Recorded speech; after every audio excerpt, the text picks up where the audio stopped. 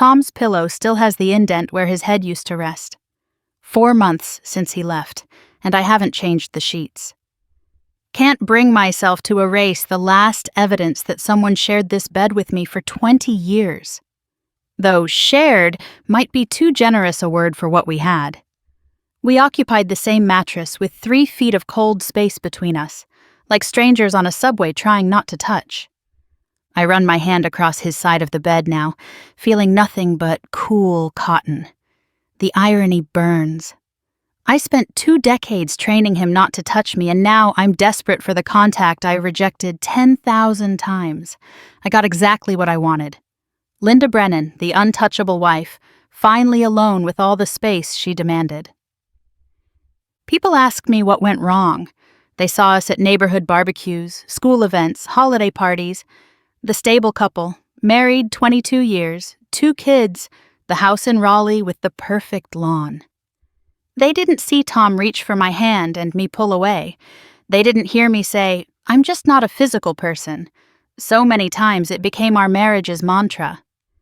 The truth is uglier than simple incompatibility. I withheld affection like a weapon, then blamed him for the distance I created. And now he's living in Chapel Hill with a woman who can't keep her hands off him, while I sleep diagonal across a king-size bed that feels like an ocean. I should start at the beginning, when touching Tom was all I wanted to do. We met in college, NC State, junior year, statistics class. He was the quiet guy who always knew the answers but never raised his hand. I was the girl who argued with the professor about methodology. When we got paired for a group project, I thought he'd be boring. Instead, he was funny in that dry, unexpected way that catches you off guard. Our first kiss was outside the library at 2 a.m., snow falling, both of us exhausted from studying. He touched my face like I was made of spun glass, asked permission with his eyes before leaning in. That kiss lasted forever, and not nearly long enough. I floated back to my dorm, touching my lips, already planning our next kiss. For 2 years, I couldn't get enough of him. We were that couple, always touching, holding hands, stealing kisses between classes. My roommate joked she needed a hose to separate us. Tom would stroke my hair while I studied. I'd rest my feet in his lap while we watched movies. We'd fall asleep tangled together on his narrow dorm bed. "I love how affectionate you are," he told me once, tracing patterns on my back. My family was never big on hugging. This is new for me. "Get used to it," I'd laughed, kissing him again. "I'm very demanding." If only I'd known how that word would twist over the years. We got married right after graduation. Small ceremony, family and close friends, dancing until midnight. Tom cried when he saw me in my dress. I couldn't stop touching him all night, straightening his tie, holding his hand, leaning into his shoulder. During our first dance, he whispered, "I want to hold you like this forever." "Forever's not long enough," I'd whispered back. Forever turned out to be about 3 years. I can't pinpoint when it started, when his touch went from comfort to irritation. Maybe it was the stress of real life, jobs, bills, trying to get pregnant. Maybe it was my mother's voice in my head, warning me not to be too available or he'd take me for granted. Maybe it was just me, broken in ways I didn't understand yet. "Not tonight, I'm tired," became my refrain. "Can we just cuddle?" Tom would ask, hurt creeping into his voice. "I need space." "I can't sleep with you all over me." He'd roll to his side of the bed, careful not to cross the invisible line I'd drawn. In the morning, he'd try to kiss me goodbye. I'd turn my head, offer my cheek. "Morning breath," I'd say, like that explained everything. The pregnancy made it worse. "Don't touch my stomach, don't hover, don't treat me like I'm fragile or breakable." After Bethany was born, I had a new excuse. Touched out from the baby, needing my body to myself. Tom would reach for me and I'd flinch. "Is it me?" he asked once, voice small. "Did I do something wrong?" "Don't be dramatic." "I'm just not a touchy person anymore. People change." He nodded, accepting this explanation because what else could he do? He loved me. And loving me meant believing my lies. So he adjusted, became careful with his hands, always asking permission for the smallest gestures. May I hug you? Is it okay if I sit next to you? Can I hold your hand at the movie? The asking broke my heart even as I demanded it. This man who'd once swept me into his arms without thinking, now approached me like I was made of barbed wire.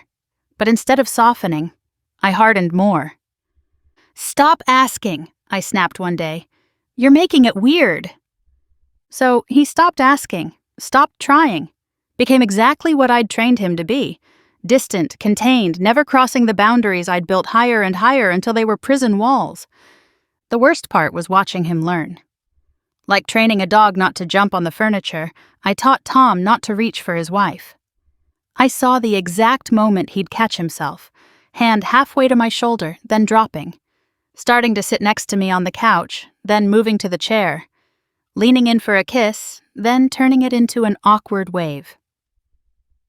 Dad's being weird, Bethany said once when she was about 8. He keeps doing these fake high fives instead of hugs. Your father's learning boundaries, I said, proud of my modern parenting vocabulary. But I was teaching our daughter that love meant distance, that marriage meant two people carefully not touching in the same house. By the time Connor was born 3 years later, we were sleeping on opposite edges of the bed. Tom had stopped trying to initiate any physical contact. He'd wave goodbye from across the room, sit carefully on the opposite end of the couch, hand me things without our fingers touching. I told myself this was what I wanted: space, autonomy, control. Other couples kiss, Bethany observed when she was about 6. How come you and Daddy don't kiss? We show love in different ways, I said, the lie bitter on my tongue. But here's the sick part. I missed it. Missed being desired, being reached for, being touched like I mattered. I'd created this cold marriage and then resented Tom for accepting it. Started picking fights about him being emotionally distant and cold when I'd been the one building the wall brick by brick. You never touch me anymore, I accused him once, conveniently forgetting the 1,000 times I'd pushed him away. He looked at me like I'd slapped him. Linda, I thought that's what you wanted. You said you needed space. A woman wants her husband to want her, I snapped, not to act like she's radioactive. The confusion on his face haunts me. He didn't know how to win a game where I kept changing the rules. Touch me, don't touch me, why aren't you touching me? I was driving us both insane. That's when I started flirting with other men. Nothing serious, I told myself. Just friendly conversation at the gym, lingering chats with the contractor renovating our kitchen, playing with my hair and laughing too loud at the school fundraiser. I needed to feel desired, even if I had no intention of letting anyone actually touch me. You were awfully friendly with Brad tonight, Tom observed after a neighborhood party where I'd spent an hour laughing at Brad Morrison's mediocre jokes. At least someone in this neighborhood finds me interesting, I shot back. I find you interesting. Please, you barely notice I exist. Because you trained me not to notice. Every time I looked at you too long, you accused me of being needy. Every time I tried to touch you, you pulled away. What was I supposed to do? It was the most emotion I'd seen from him in years. Instead of recognizing it as pain, I saw it as weakness. Maybe if you were more of a man, you wouldn't need instructions on how to treat your wife. The words hung between us like poison gas. Tom's face went carefully blank, the way it did when he was hurt beyond expression. He nodded once and went to his office. We didn't speak for 3 days. I found him sleeping in there on night 2, curled up on the small love seat we'd bought for reading. His back would ache for days, but he chose physical pain over sharing a bed where he wasn't wanted. I stood in the doorway, watching him sleep, fighting the urge to cover him with a blanket. But that would be touching him, caring for him, and I'd spent so long training us both that I didn't do that. The next morning, he made breakfast like nothing had happened. Pancakes shaped like hearts, His one small rebellion, a tiny insistence that love still existed in this house. "Trying to be cute?" I asked, voice sharp. "Just using the cookie cutter Bethany left out," he lied. We both knew Bethany hadn't touched that cookie cutter in years. I ate the pancakes in silence, each heart-shaped bite a reminder of what I was destroying. But I couldn't stop. Wouldn't stop. My coldness had become my identity, and who was I without it? I doubled down on the flirtations after that. Gary from spin class, who complimented my form, Stephen from accounting, who brought me coffee and asked about my weekend, the college kid bagging groceries who called me Miss instead of Ma'am. Any scrap of attention to fill the void I'd created. "Mom's being weird," Bethany told Tom one night, not knowing I could hear from the kitchen. "She's always giggling at her phone and getting dressed up to go nowhere." "Your mother's going through something," Tom replied carefully. "Just be patient with her." Even our teenage daughter could see what I was doing. But I couldn't stop. The attention was addictive. Proof that I was still desirable, even if my husband had given up trying. Never mind that I'd forced him to give up. In my twisted logic, a real man would have fought harder for me. The end came so quietly I almost missed it. It was a Tuesday night in January. Tom made dinner like always. Salmon, rice, the salad I liked. We ate in our usual silence, kids focused on their phones. After dinner, he cleaned up while I watched TV. Normal routine, 20 years in the making. "I'm going to bed," he announced at 9:30 like always. "Okay," I said, not looking up from my show. I heard him pause in the doorway, felt him wanting to say something. The moment stretched between us. 20 years of unspoken words filling the space. Then he sighed and went upstairs. I should have followed him. Should have asked what he wanted to say. Should have done a million things differently. Instead, I turned up the volume and stayed on the couch until midnight, like always. The next morning, his side of the bed was untouched. His truck was gone. On the kitchen counter was a note in his careful handwriting. "Linda, I've moved out. The lawyers will contact you about the divorce. I'll continue paying all the bills until we settle everything. I tried for 20 years to be what you wanted. First, I tried to love you the way you seemed to need. Then I tried to love you without touching you. Then I tried to exist in the same space without bothering you. I can't do it anymore. I need to be with someone who wants me to reach for them. Someone who doesn't flinch when I try to hold their hand. Someone who misses me when I'm gone. I'm sorry I couldn't be what you needed. I'm sorrier that I spent so long trying. The kids can reach me at my new number. I'll always be their father, Tom. No drama, no accusations, no big fight. Just Tom finally doing what I'd been pushing him to do for years, leaving me alone. I called him 17 times that day. He didn't answer. Texted him novels about how he couldn't just leave, how we needed to talk, how this was typical of him to avoid confrontation. The irony of me suddenly desperate for his attention wasn't lost on me, but panic overrode self-awareness. "Dad's not coming back," Connor said that night, his 13-year-old wisdom cutting straight through my denial. "You know that, right? You pushed him away for so long, he finally listened. You don't understand adult relationships. I understand that Dad tried to hug you on Christmas and you acted like he had the plague. I understand that you flirt with every man except him. We're not stupid, Mom." My children had been watching our dead marriage, taking notes on what not to do. The realization that I'd taught them love meant distance hit like a physical blow. Tom filed for divorce 2 weeks later. Fair division of assets, joint custody, no drama. He found an apartment in Chapel Hill closer to his office.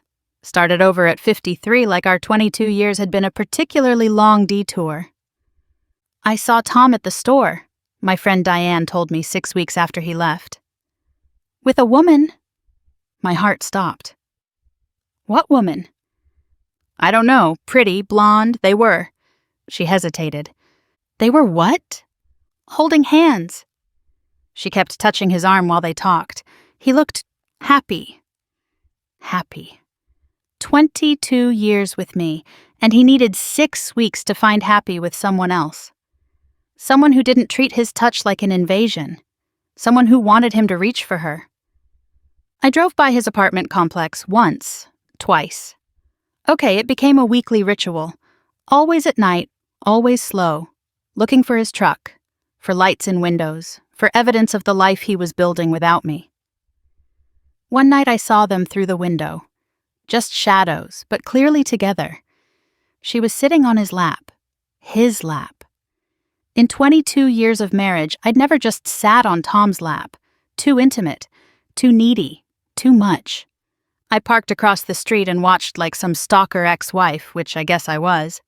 They were cooking together, moving around what must be a tiny apartment kitchen with the ease of people who don't mind bumping into each other. She reached up to touch his face. Casual, affectionate, like it was nothing. He caught her hand and kissed her palm. Such a simple gesture. The kind I'd rejected 1,000 times. "Don't be silly," I'd say when he'd try to kiss my hand. "We're not in a movie." But they were in a movie.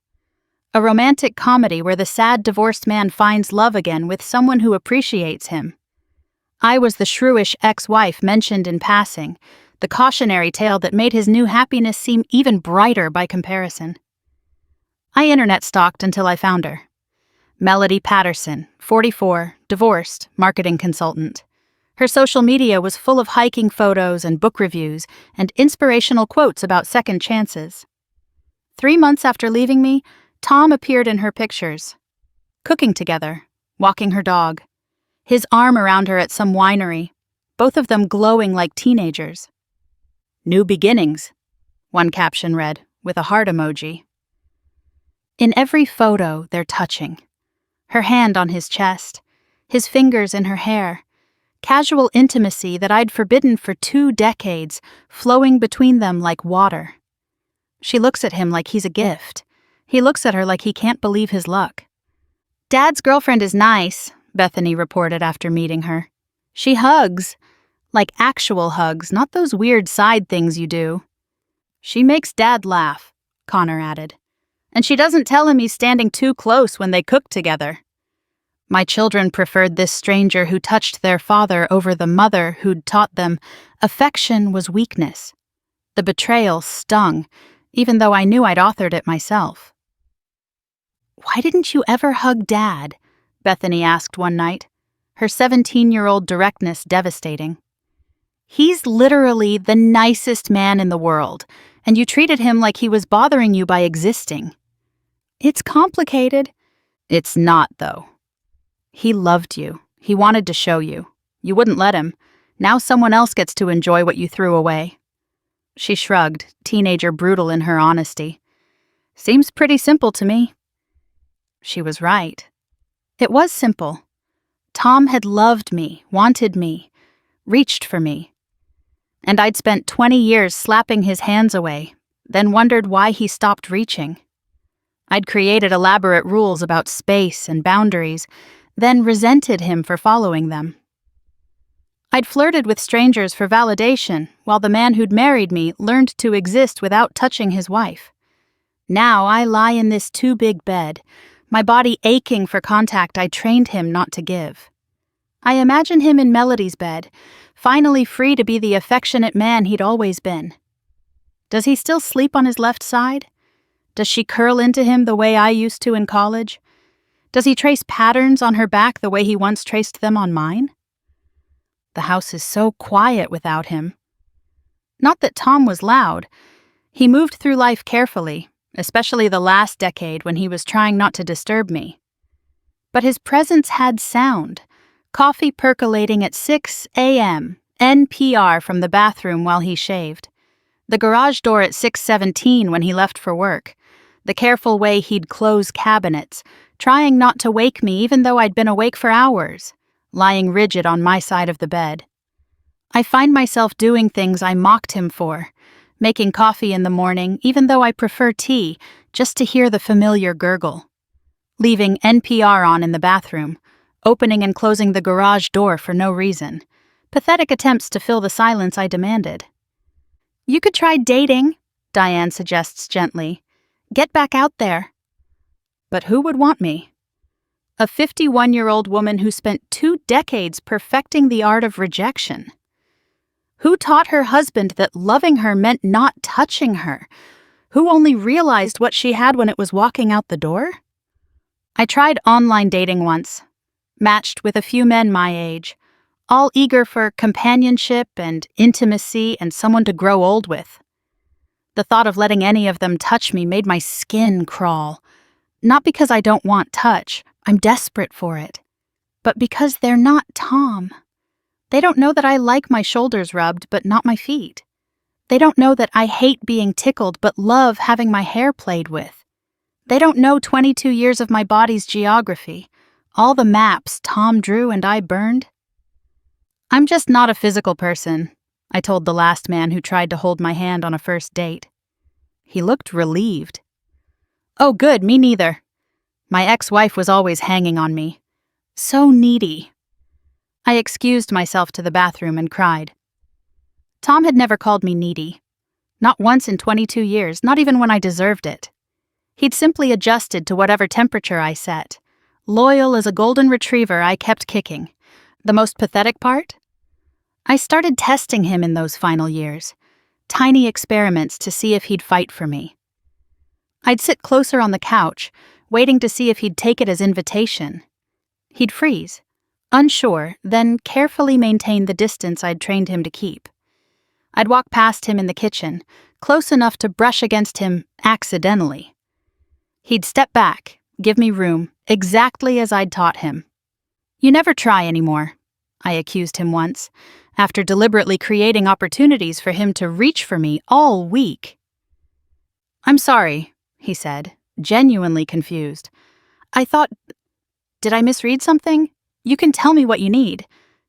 But I couldn't tell him. Couldn't admit I'd been testing him, playing games, wanting him to read my mind and override years of training. Couldn't say, I need you to want me enough to fight through all my rejections. So I just glared and added another brick to the wall between us. The divorce was final last month. I got the house, half the retirement, a settlement that my lawyer called extremely fair. Tom didn't fight about anything, gave me whatever I wanted, same as always. I won every battle, except the one that mattered. The only thing he insisted on was that I couldn't prevent him from attending the kids' events. I saw him at Connor's basketball game last week. He was sitting with Melody, their shoulders touching, her hand on his knee. Such a small gesture, but it gutted me. The easy way she reached for him, the natural way he leaned into her touch. No hesitation, no calculation, no invisible barriers. After the game, Connor ran to them first. Tom high-fived him, then pulled him into a hug. Melody rubbed Connor's back, told him he played great. My son glowed under their attention, their easy affection. Then he found me in the stands, alone with my appropriate 3 feet of space on either side. Good game, I said, reaching out awkwardly. He accepted my half-hug with 13-year-old resignation.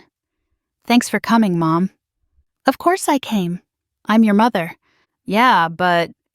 He glanced toward Tom and Melody, who were chatting with other parents, her hand resting naturally on Tom's back. Never mind. But what? It's just weird seeing Dad so... different. Happy, I guess. Melody says he was really sad when they met, but you'd never know it now. The knife twisted deeper. Melody discussing my ex-husband's emotional state with my son. Melody making Tom happy in ways I'd refused to try. Melody existing in the space I'd vacated, filling it with warmth I'd withheld. She says Dad gives the best hugs, Connor continued, oblivious to my pain. Like really good ones, did you know that? I did know that. 25 years ago, Tom's hugs had been my safe harbor. He'd wrap his whole body around me, making me feel protected and cherished and home. I'd loved those hugs until I decided they were suffocating. Until I decided needing them made me weak. Tom and Melody were walking out, his arm around her shoulders, her head against his chest. 22 years, and I'd never walked with him like that. Always ahead or behind, never beside. Always separate, never together. Linda, Tom nodded as they passed, polite, distant. Exactly what I'd trained him to be. Tom. I wanted to say more. Wanted to ask if he remembered when we used to touch. Wanted to know if he ever missed what we had before I ruined it. But Melody was there, radiating the warmth I'd withheld, and the words died in my throat. Now I'm back in this empty bed, staring at his pillow, counting the costs of my coldness. 22 years of pushing him away. 22 years of I need space. And don't be so needy. And why are you so clingy? 22 years of training the love out of him, then wondering why he stopped trying. Sometimes I wake up at 3 a.m. and practice conversations I'll never have. Tom, I was scared. Tom, my mother told me needing someone made you weak. Tom, I thought if I let you close, you'd have power over me. Tom, I loved you so much it terrified me. But he's not here to hear these revelations. He's in Chapel Hill with a woman who never learned to weaponize distance, who sees his affection as a gift instead of a burden. My therapist says I have attachment issues. Fear of intimacy. Classic anxious avoidant patterns. You created the exact situation you feared, she explained. By pushing Tom away to avoid being hurt, you guaranteed you'd be hurt. But I wasn't hurt when he left, I lied. I was relieved. Then why are you here crying about empty beds and silent houses? Because I won, I said bitterly. I got exactly what I said I wanted, and it turns out I'm a terrible winner. The therapist suggested I write Tom a letter. Not to send, just to process. I've written 47 versions. They all say the same thing different ways. I'm sorry, I was wrong, I miss you, come home. But what would be the point? He's happy now. Really happy, not the performance of happiness we did for 20 years. My phone buzzes. Bethany texting from her dad's place. Melody's teaching me to knit. She says crafting together is a good bonding activity. Did you know Dad always wanted to learn? He said you once told him it was a waste of time. Another thing I'd dismissed. Another way I'd pushed him aside. How many interests had he buried because I rolled my eyes? How many times had he wanted to share something with me, only to meet my wall of criticism? I think about texting back something petty about Melody trying to replace me. But the truth is, she's not replacing me. She's being the partner I refused to be. She's giving Tom everything I withheld. Affection, interest, presence. The ease between them isn't spite. It's what happens when someone doesn't spend decades rejecting you. 3 feet of space on each side of me in this king-size bed. All the room I demanded. Finally mine. No one reaching for me in the night. No one's leg accidentally crossing to my side. No one breathing too close or pulling the covers or existing in my carefully guarded territory. I got exactly what I asked for. A bed to myself. A house to myself. A life to myself. The touch-free existence I insisted I needed. Tom sleeps wrapped around Melody now, the way he used to sleep with me before I taught him not to want me. He brings her coffee in bed. She posted about it, calling him the sweetest man alive. He holds her hand in public, kisses her goodbye, all the simple affections I treated like assault. I'm just not a physical person, I whisper to the empty room, the lie echoing off the walls. The truth is, I was terrified of being vulnerable, of needing someone, of letting Tom see how much I wanted him to reach for me. So I pushed first, rejected first, built walls first. I made myself untouchable and then raged when he stopped trying to touch me. Now I'm 51 years old. Lying diagonal across a bed built for 2, with nothing but space and silence and the ghost of every time I said, don't. My children visit out of obligation. My husband loves someone else. My friends pity me, and I'm exactly as alone as I insisted I wanted to be. Tom's pillow smells like nothing now. 4 months of emptiness, erasing 22 years of presence. Soon I'll have to wash these sheets, remove the last evidence that someone once loved me enough to stay despite the distance I demanded. But not tonight. Tonight, I'll lie here in my kingdom of space, remembering when I was 20 and couldn't keep my hands off a quiet boy from statistics class. Before I learned to weaponize distance, before I confused control with love, before I pushed away the only person who ever really wanted to hold me. I was so busy protecting myself from imaginary threats that I didn't notice the real danger. That one day, Tom would stop reaching for me. That one day, he'd find someone who wanted his touch. That one day, I'd get exactly what I'd asked for. An empty bed, untouched, unloved, alone. The space I demanded tastes like regret at 3 a.m. But this is the life I chose, rejection by rejection, flinch by flinch, over 22 years of teaching the man I loved not to love me. And Tom, good student that he always was, finally learned.